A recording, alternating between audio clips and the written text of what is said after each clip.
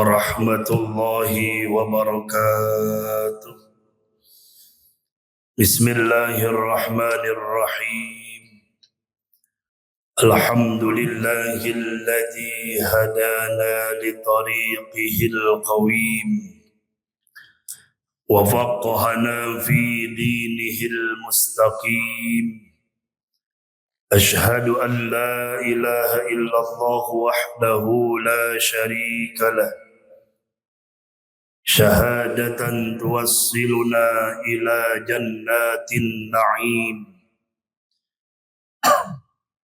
وتكون سببا للنظر إلى وجهه الكريم. وأشهد أن سيدنا محمدا عبده ورسوله السيد السند العظيم.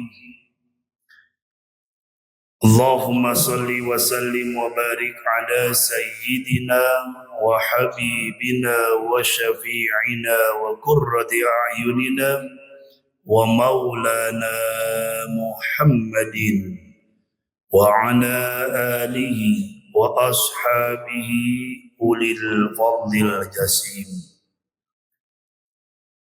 أما بعد فيا أيها الحاضرون أوصيكم ونفسي بتقوى الله وطاعته لعلكم تفلحون.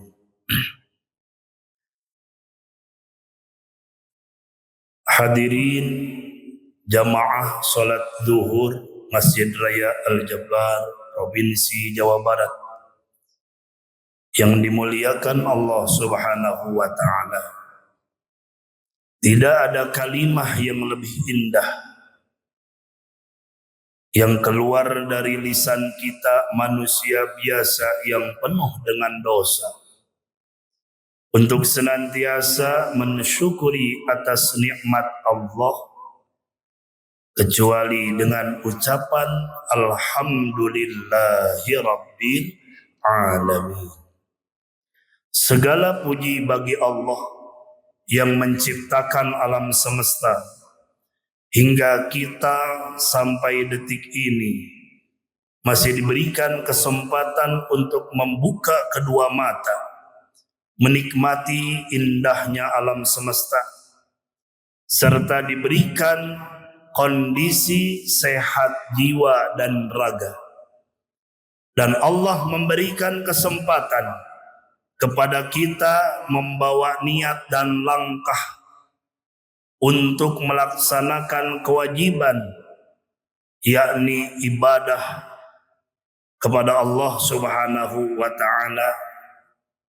Semoga dengan hadirnya kita melaksanakan kewajiban sholat 5 waktu senantiasa menghapus segala kesalahan dan dosa yang ada dalam diri kita. Salawat beserta salam tak lupa kita curahkan kepada junjungan kita baginda Nabi Agung Nabi Muhammad sallallahu alaihi wasallam. Insan yang menjadi tauladan, manusia yang sempurna dengan akhlaknya yang mulia, sehingga kita manusia di akhir zaman yang senantiasa berharap syafaat pertolongan kelak pada hari kiamat, yang mana manusia mulai dikumpulkan di padang mahsyar sejak mulai Nabi Adam hingga umat akhir ketika masuknya kiamat tiba. Tidak ada satupun yang bisa memberikan pertolongan dan syafaat kecuali baginda Nabi Muhammad sallallahu alaihi wasallam. Hadirin wal hadirat jamaah salat zuhur rahimakumullah. Setiap manusia pasti menginginkan hidupnya ada dalam bahagia. Setiap manusia di dalam dirinya memiliki impian dan tujuan mau dibawa kemana hidupnya. Itu semua tentu ada hal yang harus kita lakukan. Karena tidak mungkin seseorang mencapai sebuah tujuan tanpa melalui sebuah perjuangan dalam perjalanan. Diawali dengan kita yang hari ini sudah Allah berikan akal, Allah berikan kehidupan, sehingga kita diberikan jati diri. Apa yang menjadi tujuan hidup ini? Ketika seseorang memahami tentang jati dirinya, maka dia akan berusaha merefleksikan diri untuk senantiasa mencari apa yang menjadi tujuan akhir dalam hidup ini, yaitu mengharap ridho ilahi. Ketika kita bisa memahami tentang jati diri, maka ada 5 hal yang harus kita ketahui. Karena proses perjalanan manusia yang pertama adalah al-insanu ya'ti bila syai'in. Manusia datangnya ke dunia ini berawal tidak tahu tentang apa-apa, tidak membawa apa-apa.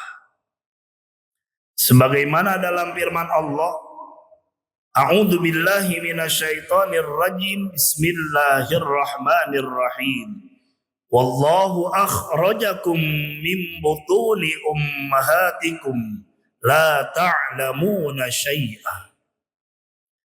Ketika Allah mengeluarkan kita dalam kandungan seorang ibu yang mulia, kita di dalam perut ini tidak tahu tentang apa-apa.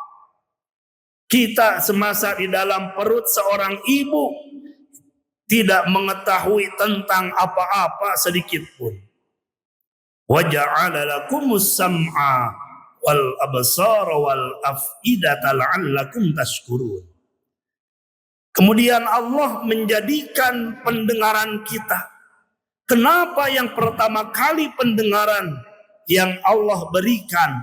Agar kita pertama kali mendengar apa yang dikatakan oleh orang tua.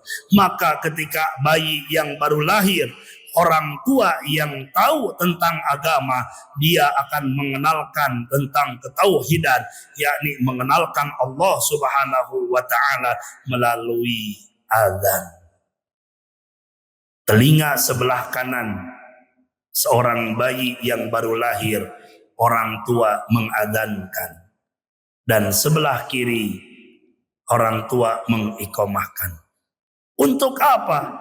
Ketika telinga pertama kali mendengar kalam Allah, mendengar nama Allah, sehingga kelak ketika sudah dewasa, dia sudah tidak asing dengan suara panggilan Allah, yakni azan. Berapa banyak hari ini manusia yang diberikan telinga dengan sempurna, dia mampu mendengar percakapan bahkan dengan jarak jauh pun, tapi yang dekat dengan telinganya sampai tidak mendengar apa-apa. Itu artinya telinga kita belum bisa mengenali siapa Tuhan kita. Terus diciptakan kedua mata. Untuk apa? Melihat, mengenali siapa yang berada di depan kita. Orang tua yang berbahagia melihat anaknya lahir dengan selamat. Awalnya kita tidak mendengar apa-apa, Allah kasih pendengaran dengan suara siapa yang tidak mengenali. Akhirnya diberikan kedua mata, bisa melihat dan mengenali siapa, ternyata itulah orang tua kita yang menyayangi. Maka kedua mata ini yang hari ini kita pakai untuk melihat, kita gunakan ada dalam taat. Gunakan kedua mata ini untuk senantiasa bersyukur kepada Allah dengan cara kita membaca ayat-ayat Allah. Namun faktanya hari ini dengan majunya dunia digitalisasi, dunia teknologi yang pada akhirnya mata ini dijauhkan dari Al-Quran, kitab suci. Lebih banyak kita melihat media sosial, lebih banyak kita melihat hal-hal yang memang itu dilarang. Dan mata ini kelak akan diminta pertanggungjawaban oleh Allah Subhanahu wa ta'ala. Al-insan ya'ti bila syai'in.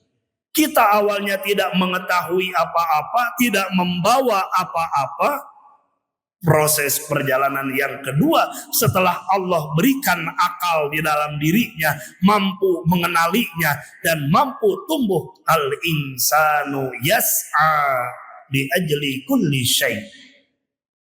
Akhirnya manusia mulai memahami, mulai mempelajari kemana arah jalan yang harus ditempuhnya. Sehingga kita diminta untuk ikhtiar, kita untuk berusaha mencukupi kebutuhan kita di dunia. Setiap manusia dengan berbagai profesinya, dengan berbagai pekerjaannya, berusaha bagaimana bisa mencukupi segala kebutuhannya. Mulai dari sesuatu hal yang dihalalkan, bahkan banyak yang mencari apapun yang penting bagi dirinya terpenuhi. Sekalipun hal itu datangnya dari sesuatu yang diharamkan. Tapi manusia prosesnya seperti itu. Mengumpulkan harta, tingginya jabatan untuk saling rebutan, bahkan saling bersinggungan hingga saling menjatuhkan. Padahal tahap yang ketiga manusia, al-insanu yutraku kulli syai'. Setelah apa-apa yang kita cari, yang kita kumpulkan selama hidup di dunia, manusia akan meninggalkan itu semuanya. Jabatan yang kita dapat akan kita tinggalkan dan digantikan oleh orang yang baru.